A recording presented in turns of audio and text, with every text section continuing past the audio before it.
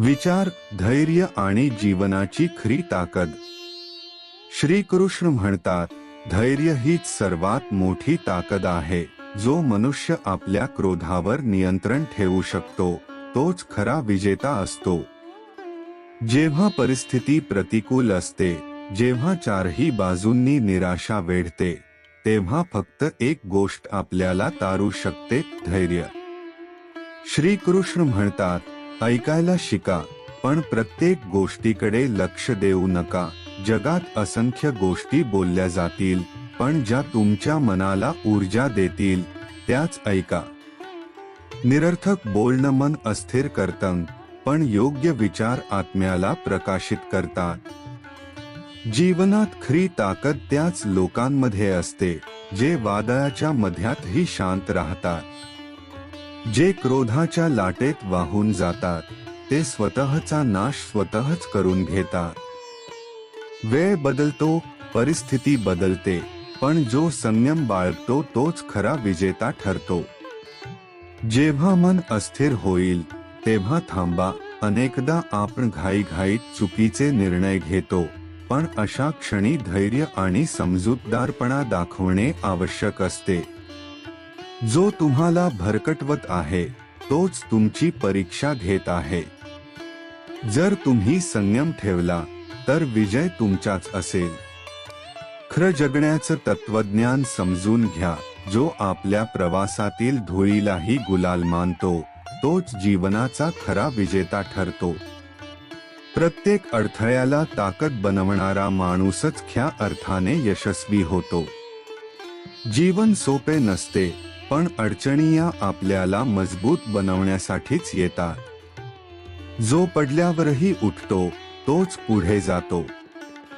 संघर्षाला घाबराल तर जीवन तुम्हाला अधिक त्रास देईल, पण प्रत्येक आव्हानाला हस्ततोंड द्याल तर संपूर्ण जग तुमच्या धैर्यासमोर झुकलेले दिसेल.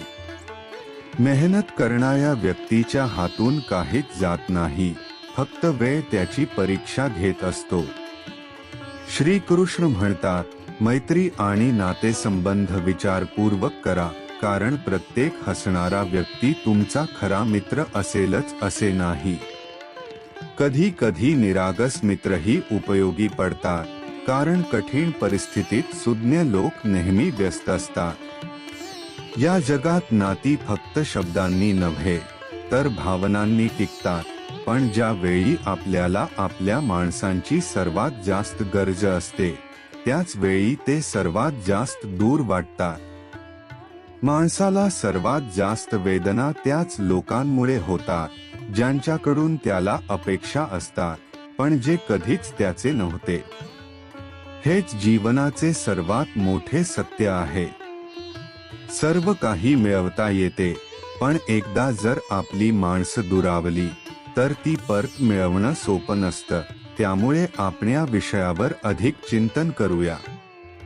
जर तुम्हाला आमचा हा प्रयत्न आवडला तर कृपया व्हिडिओला लाईक करा आणि जय श्री राधाकृष्ण असे कमेंटमध्ये लिहा.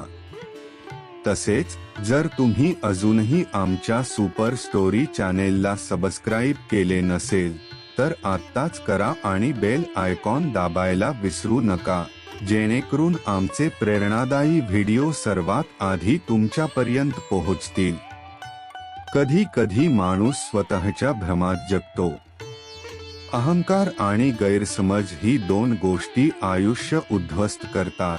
काही लोक नेहमी स्वतःला योग्य समजतात, पण वास्तव हे असतं की ते स्वतःला सुधारण्याचा प्रयत्नच करत नाही.